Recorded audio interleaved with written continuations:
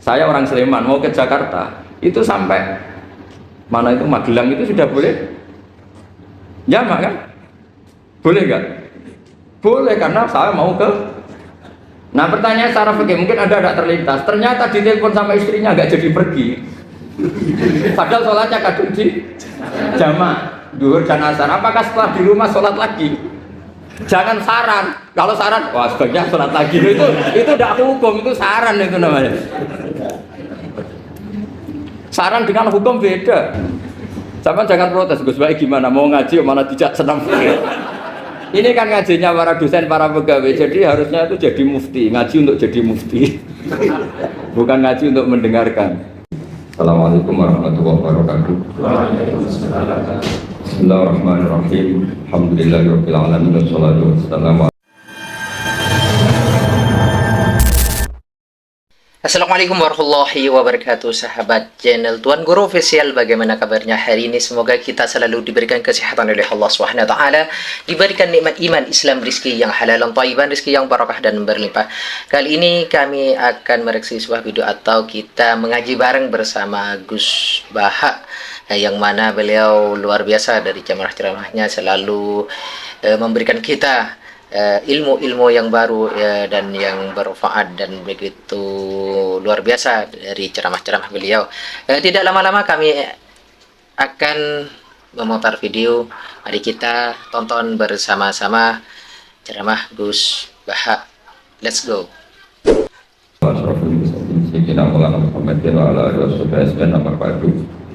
Bapak Rektor dan semua teman-teman yang saya hormati. Di sini kita akan mengkaji faslun fil musyarakah ila nusyi fid jima. Bab seharusnya ngambil sikap cepat, musyarakah itu ngambil sikap cepat untuk menyelamatkan mengalirnya darahnya orang Islam. Di sini Imam Izzuddin Abi Salam mengambil ayat wajah rajulun min aqsal madinah yas'a qala ya Musa innal mala ya'tamiruna bika liyaqtuluka fakhrus inni laka minan nasihin. Terus beliau memberi penjelasan wa kadzalikal musara'atu fi amrin diniyyin yukhafu fautu. Jadi begini ya, kalau dalam fikih Islam misalnya ini ada di beberapa literatur fikih, di semua fikih baik mazhab Syafi'i, Hanafi, Hambali, di semua kitab fikih. Misalnya ada orang mau masuk Islam, terus konsultasi sama ustadz atau sama kiai, Pak saya mau masuk Islam, kamu nggak boleh ngambil sikap monggo ngeteh dulu, itu tidak boleh. Atau apalagi diajak ngobrol dulu, karena 5 menit kita mempersilahkan ngopi dulu itu artinya dianggap kita membiarkan dia dalam keadaan kafir 5 menit dan kita dianggap ikut tanggung jawab. Sehingga di bab ada ulama yang ngebabkan itu sampai di bab murtad. Termasuk murtad adalah orang yang dimintai mensyahadatkan non muslim kemudian disuruh ngopi dulu atau ngeteh. Karena dianggap pembiaran sekian menit masih berstatus kafir. Jadi ibaratnya gini ya, kalau kita mungkin baru bapak-bapak baru pakai celana pendek terus ada orang kecelakaan di jalan, saya tak pakai baju dulu nanti baru kamu saya selamatkan, kira-kira itu kan naif. Kalau begitu saja naif, apalagi orang yang kafir kemudian pas mau minta disyahadatkan kita bilang monggo mandi-mandi dulu, ngeteh-ngeteh dulu, berarti ada pembiaran sekian menit dia masih berstatus. Artinya begini, kalau dia saat itu kok dimatikan oleh Israel berarti mati dalam status kafir dan kita ikut tanggung jawab karena harusnya bisa Islam andai kan kita mensyahadatkan saat itu juga. Jadi itu bab-bab yang dianggap ekstrim dalam kutubil fikih, bab-bab fikih. Makanya dalam kitab fikih saya berkali-kali ada non muslim mau bersyahadat ke saya, itu saya bilang ke santri-santri saya, saat itu juga harus kamu ajarin meskipun pakai bahasa Indonesia, yang penting status kafirnya apa? Cina. Baru setelah itu ada hukum sosial ya, mungkin kita nawarin teh atau kopi atau apa. Makanya di sini dibabkan bab seseorang harus tergesa-gesa atau bercepat-cepat atau ngambil sikap bergegas untuk melakukan kebaikan. Terus ayat kedua yang dipakai Sayyiduddin bin Abi Salam itu begini. Ketika Allah mensifati orang munafik, status orang munafik itu apa? Wa idza qamu ila sholati qamu kusala. Mereka kalau dipanggil untuk sholat, dia berangkat tapi kusala secara malas-malasan. Sehingga untuk menunjukkan kita loyal sama Allah itu ya paling tidak ada sikap di atas rata-rata ya. Makanya ada sa'i ya lari-lari kecil, tawaf juga disunatkan ada lari-lari kecil, disebut ar-romal, romal itu lari-lari kecil untuk menunjukkan bahwa kita loyal sama Allah itu tidak sak kobre cara Jawa. Nah itu dibabkan sendiri. Jadi beda antara tergesa-gesa sama ekspresi serius. Jadi musyawarah itu ya kira-kira kan nggak mungkin lah kita dipanggil rektor atau kiai atau orang tua kita terus jalan leha-leha itu kan nggak mungkin. Apalagi ini yang manggil Allah Subhanahu wa Ta'ala. Makanya dibabkan faslun fil musyawarah ila nusfi fid dima. Nah contoh yang diambil di sini begini.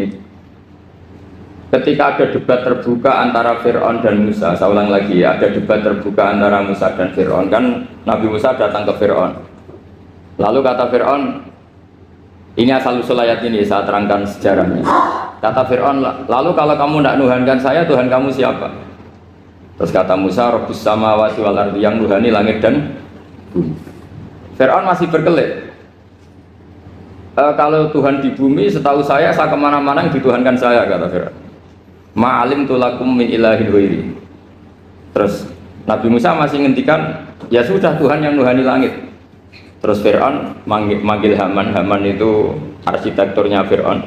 Ya Haman ibnili sorhal ali abduhul asbab samawati fa'attaliya ila ilahi Musa. Haman bangunkan kami piramida yang tinggi. Saya ingin melihat Tuhannya Musa.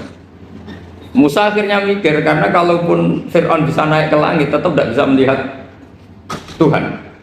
Kita tahu Tuhan nggak bisa dilihat. Kita yang mukmin aja tidak lihat, apalagi Fir'aun rivalnya kan. Akhirnya Musa ganti argumentasi, yaitu argumentasinya Musa, Rabbukum wa Rabbu abaikumul awwalin. Ini perlu diingat dan perlu saya sampaikan. Yang nuhani kamu dan yang menuhani leluhur kamu, itu sangat memukul Fir'aun. Karena logikanya kalau Fir'aun itu Tuhan, berarti babanya dulu tanpa Tuhan. Ini ada Tuhan terlambat ya. Jadi kalau Fir'aun Tuhan, berarti mbahnya tanpa Tuhan, karena zaman era mbahnya belum ada Tuhan. Karena perdebatan itu banyak punggawa Fir'aun yang mukmin. Wah ini Fir'aun nggak bener ini. Kalau dia Tuhan berarti mbahnya tanpa Tuhan. Karena kalau iman itu akan diadili, akan dieksekusi, maka orang ini berstatus rajulun mu'minum min ali fir'auna yaktumu imanah. Maka di Quran diterangkan wa qala rajulun mu'minum min ali fir'auna yaktumu imanah. Ada seseorang yang iman tapi menyembunyikan iman. Lah orang ini selalu ikut rapat di rapat-rapat penting Fir'aun, termasuk rapat ketika Fir'aun dan para tentaranya memutuskan membunuh Musa. Karena dia ikut rapat dan eksekutornya besok disuruh nangkap Musa, orang ini malam itu juga nemuin Musa terus bilang innal mal ayat tamiru nabikal yaqtuluka Musa. Rapat tadi malam memutuskan kamu besok dibunuh, maka kamu harus bergegas meninggalkan Mesir. Nah, dari kesimpulan itu, dari cerita itu kemudian diambil secara hukum fikih bahwa untuk menyelamatkan darah harus sah, harus bergegas. Andai kan Musa itu kok sak kobre, sak sempate, maka keburu. Andai kan ini rojul ini tadi, orang tadi penasihat tadi, kok sak kobre ya, maka berarti Musa terlanjur tertang. Jadi itu pentingnya ulama ya. Jadi cerita yang linear, cerita yang seakan-akan cerita di tangan ulama tetap menjadi al-ahkam al-fiqhiyah, menjadi ketentuan-ketentuan apa? Fikih. Jadi yang diambil di sini adalah lelaki tadi yang ikut rapat tadi bergegas menemui Musa, memberitahu kalau kamu besok mau dieksekusi, fakhrus, maka kamu harus secepatnya keluar dari Mesir untuk menyelamatkan diri. Terus oleh Sayyiduddin bin Abi Salam dibabkan bab harus tergesa-gesa menyelamatkan darahnya orang apa? Islam. Jadi ini penting saya sampaikan. Jadi al-qasas ya, semua cerita di Quran itu tidak sebagai cerita, karena Quran tidak ingin melahirkan pendongeng, tapi harus menjadi ibrah, menjadi teladan. Jadi makanya terus di kitab-kitab ulumul Quran diterangkan al-qasas ya beberapa cerita di Quran adalah semuanya menjadi ketentuan fikih. Saya ulang lagi ya, semua cerita yang ada di Quran itu menjadi ketentuan fikih meskipun alurnya apa? Cerita. Kayak tadi kan alurnya cerita bahwa lelaki ini bergegas nemui Musa supaya Musa cepat keluar dari Mesir. Terus dibabkan babul musaroah ila musifid. Saya teruskan ya. Wa kama la ra'ayna ma yaqtulu musliman law tabtu'u alaihi la qatalahu fal musaroah ila takhrisihi min wajibatun. Idlaisal unatu mahmudatan fi kulli syai'in falaha mawatinu tuhmadu fiha wa mawatinu tudammu fiha wa kadzalika al musaroah wal lain wal dhilta wa ghairuhuma. Nas'alullah ay waffiqana lil amal fi taati fi mawaqi'iha wa madhaniha. Terus cara berpikir ulama, saya pernah baca dalam satu sejarah ulama besar namanya Sufyan Ats-Tsauri. Sufyan Ats-Tsauri itu menjadi wali itu gara-gara kalau sholat di masjid itu beliau datang sebelum adzan. Saya ulang lagi, beliau datang sebelum adzan. Ditanya, kenapa kalau kamu datang sebelum adzan? Saya ini nggak ingin jadi hamba yang buruk. Hamba yang buruk atau pembantu yang buruk adalah setempe nunggu dipanggil. Misalnya kita tahu majikan kita pasti manggil jam 7.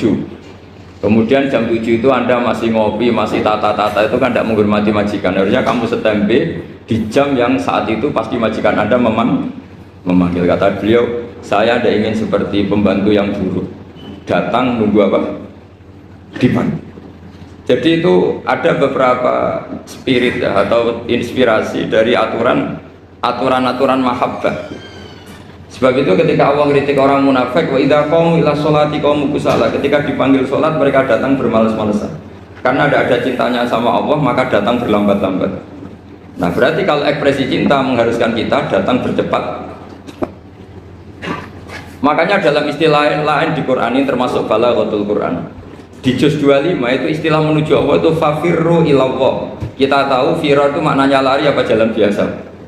Lari. Jadi untuk mengekspresikan mahabbah kita, kangen kita pada Allah, cara bahasa Arab isyak kita, berontok kita sama Allah, tidak diistilahkan jalan tapi fafirru ilallah, harus bergegas berlari. Begitu seterusnya. Maka kalau ada orang Islam terus ini konsekuensi hukum. Ada non muslim minta, Pak Bah, saya tolong ajarkan syahadat. Nggak boleh saya bilang gini, monggo ke dalam dulu. Padahal perjalanan ke rumah saya misalnya setengah jam, nggak boleh. Saat itu meskipun sambil berdiri-diri harus kita tauhidkan. Kamu yakinnya Allah itu satu, Tuhan Allah, harus. Karena kalau ada perjalanan ke rumah 5 menit terus dia kecelakaan, belum syahadat, statusnya mati apa? Kafir. Dan kita ikut terlibat karena sebetulnya bisa mengislamkan saat itu juga. Analoginya kayak tadi loh. Orang kecelakaan di jalan karena kita pakai celana pendek, ontos sirian ya, saya tak pakai baju dulu. Habis itu dilides truk. Itu kan kita ikut salah karena kita yang punya kesempatan. Tentu yang disalahkan yang punya kesempatan. Karena merubah status dari potensi kelides truk menjadi sama sekali gak potensi kelides truk dengan kita inggirkan, meskipun kita dalam keadaan tidak ideal.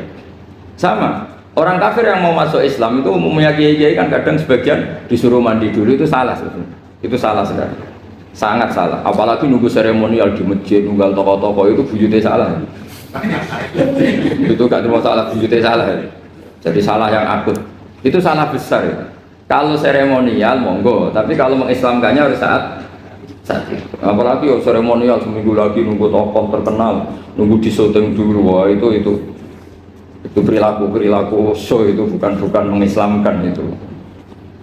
Makanya kita yang sebagai peneliti fikih itu kadang itu enggak srek gitu. Masa mau Islam nunggu di masjid dulu, di syuting dan tokoh-tokoh itu salah. Itu sama dia kamu lihat orang kecelakaan mau menyelamatkan, ini ada wartawan enggak ya? Minta di syuting dulu, sedang mati ini kan. Jadi kita normal saja dalam Islam, sesuatu yang mendesak, yang emergensi ya perlakuannya harus cepat. Sehingga dibabkan faslun fil musaroah ila nusifid fitima. Jadi ada beberapa contoh di Quran memang aturannya seperti itu. Makanya semua redaksi Quran tentang menuju Allah diredakseno fafirru ilallah. Makanya di tawaf ada ekspresi romal, jalan agak cepat. Di sa'i juga ada momen-momen kita harus romal, berjalan cepat. di beberapa. Oke, terima kasih telah menonton channel kami Tuan Guru Official. Semoga apa yang beliau sampaikan dari Gus Baha semoga menjadi ilmu yang bermanfaat buat kita semuanya, menjadi ilmu yang barokah. Amin amin ya rabbal alamin. Dan semoga kita selalu diberikan kesehatan, puasa kita semuanya menjadi puasa yang makbul, puasa yang diterima oleh Allah Subhanahu wa taala, jadi puasa yang tidak sia-sia. Dan semoga kita semuanya dalam keadaan sehat walafiat dan panjang umur, sehat zahiran wa batinan, murah rezeki, banyak rezeki yang halalan tayyiban, rezeki yang barakah dan berlimpah. Dan yang baru bergabung di channel kami di Tuan Guru Official, silahkan di subscribe biar tidak ketertinggalan postingan-postingan terbaru dari kami. Kita mengaji bareng, menuntut ilmu bareng sambil ngopi, mungkin kita berupaya menebarkan banyak manfaat kepada orang lain. Cukup sekian saja dari kami. Manakala ada kesalahan dan kekurangan, kami sebagai manusia biasa tidak luput dari salah dan lupa. Mohon maaf yang tiada batasnya. Akhirul kalam, ihdinas syiratal mustaqim. Assalamualaikum warahmatullahi wabarakatuh.